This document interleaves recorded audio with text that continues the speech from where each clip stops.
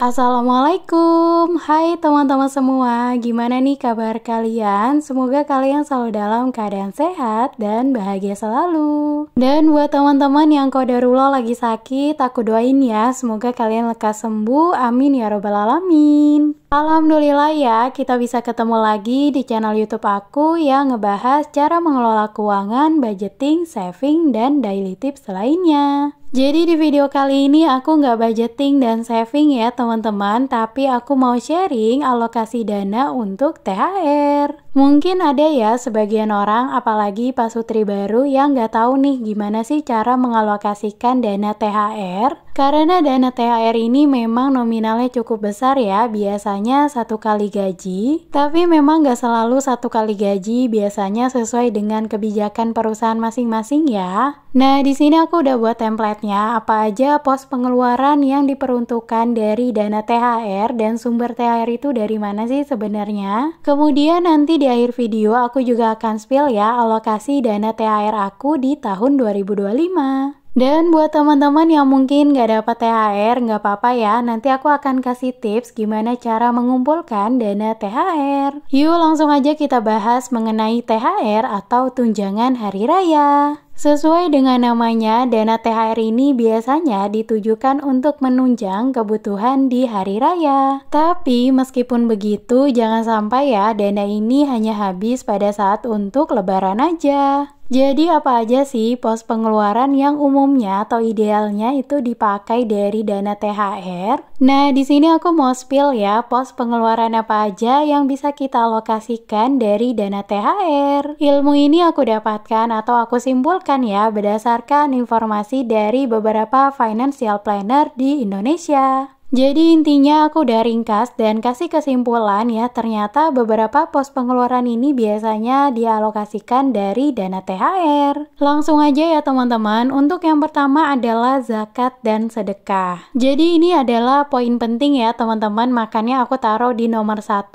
Zakat itu wajib banget kita bayarkan di bulan Ramadan. Zakat itu setahu aku tujuannya untuk membersihkan diri kita ya teman-teman, dan membantu sesama dari sebagian penghasilan kita atau rezeki yang kita dapat, dan sifatnya wajib banget ya, beda sama zakat harta. Itu kalau misalnya udah mencapai hisab baru kita mengalokasikan untuk zakat tersebut. Kemudian untuk yang kedua adalah kebutuhan hari raya. Yang namanya THR udah pasti untuk kebutuhan hari raya ya. Nah ini biasanya persentasenya itu paling besar. Kira-kira apa aja sih yang mencakup dari dana ini? Yang pertama adalah masak hidangan lebaran, kemudian kue lebaran, THR ya untuk orang tua, kemudian keponakan dan saudara. Nah yang terakhir adalah mudik ya, nggak akan ketinggalan nih, biasanya kan kalau lebaran itu identik dengan mudik ya teman-teman. Kalau teman-teman tanya persentasenya berapa sih untuk kebutuhan mudik ini, biasanya itu 50% sampai 60% maksimal ya teman-teman. Tapi di sini aku nggak spill persentasenya supaya nanti bisa disesuaikan aja dengan kebutuhan atau skala prioritas teman-teman ya. Karena balik lagi pada prakteknya kita harus sesuaikan dengan kondisi kita masing-masing. Jadi intinya jangan pernah memaksakan dan sesuaikan dengan kondisi keuangan teman-teman karena setiap keluarga pasti berbeda-beda. Yuk lanjut, untuk yang ketiga, pos pengeluaran yang penting banget adalah hutang. Ini ditujukan buat teman-teman yang mungkin masih punya hutang, jangan lupa untuk sisihkan sedikit buat hutang ya, supaya nanti lebaran kita tuh terasa lebih tenang. Jangan sampai kita memprioritaskan untuk beli baju lebaran, tapi hutang itu kita nggak lunasin. Padahal baju lebaran masih bisa pakai yang ada ya, karena pasti masih punya untuk yang layak pakai. Sedangkan kalau hutang itu kan hukumnya wajib ya teman-teman setauku. Lanjut untuk poin yang keempat adalah kebutuhan tahunan. Biasanya ini kita alokasikan dari THR ya teman-teman, karena lumayan banget kalau kita udah punya rezeki lebih, kita masukkan ke dalam kebutuhan tahunan.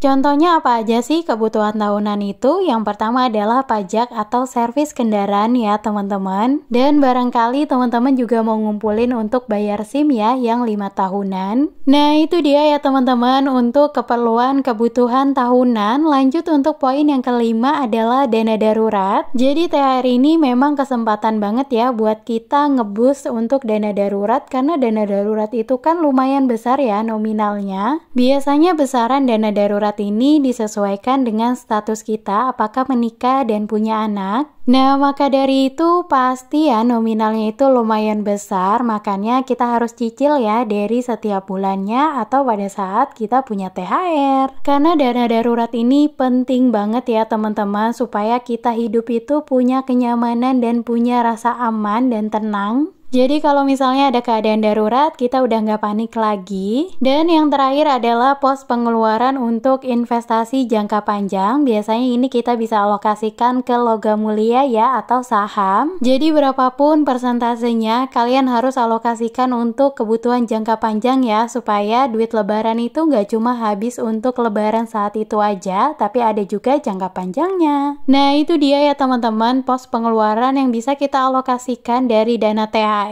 Kalau menurut aku nggak harus semuanya itu terbagi rata, tapi prioritaskan aja ya sesuai dengan kebutuhan teman-teman. Lanjut ya teman-teman, karena videonya udah ketinggalan banget. Untuk sumber THR, biasanya THR ini kan dapat dari tempat kerja ya. Tapi selain itu biasanya ada dari teman-teman kita yang nabung juga untuk lebaran. Nah ini juga tips ya buat teman-teman yang mungkin nggak dapat THR ya. Kalian bisa nabung menggunakan metode sinking fund. Untuk waktu menabungnya itu lumayan panjang ya, bisa dari setelah lebaran tahun 2025 ini sampai sebelum lebaran tahun 2026. Dan karena waktunya itu lumayan panjang, kalian bisa nabung dari nominal yang paling kalian mampu, misalnya 5.000 sehari atau 2.000 sehari.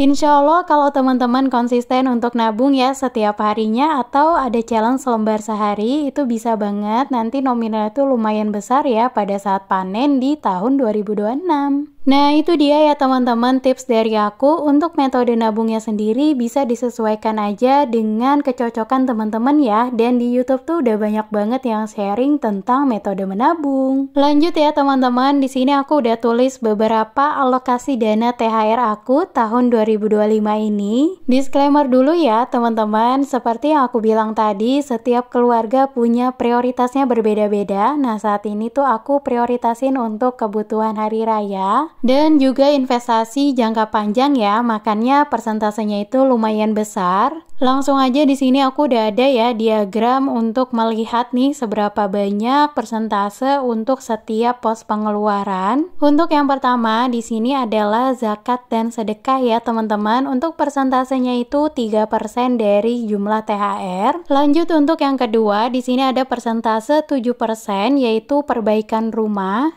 Karena qadarullah rumah mertuaku yang ada di Bekasi itu butuh perbaikan secara cepat ya teman-teman, makanya ini aku alokasikan ya untuk perbaikan rumah. Lanjut untuk 40%-nya ini aku alokasikan untuk dana darurat dan investasi jangka panjang. Biasanya aku itu belikan logam mulia ya teman-teman, karena memang harganya itu naik terus, jadi aku nggak mau kehilangan momen itu. Disclaimer juga buat teman-teman yang mungkin mau beli logam mulia, pastikan kalian juga punya dana darurat cash dulu, supaya nanti kalau ada kebutuhan untuk mendadak, kalian udah punya uang cashnya. Jangan sampai logam mulia yang baru dibeli beberapa bulan kalian jual, karena pasti kalian rugi. Lanjut untuk 50%-nya ini untuk kebutuhan hari raya, yaitu masak lebaran, THR orang tua, keponakan, saudara, dan yang terakhir adalah kue lebaran. Dan untuk dana THR ini aku nggak masukkan ke kebutuhan tahunan, mudik, dan hutang ya, karena aku nggak punya hutang. Alhamdulillah, terima kasih buat teman-teman yang udah nonton. Semoga bermanfaat ya. Sampai ketemu di video aku selanjutnya. Bye-bye.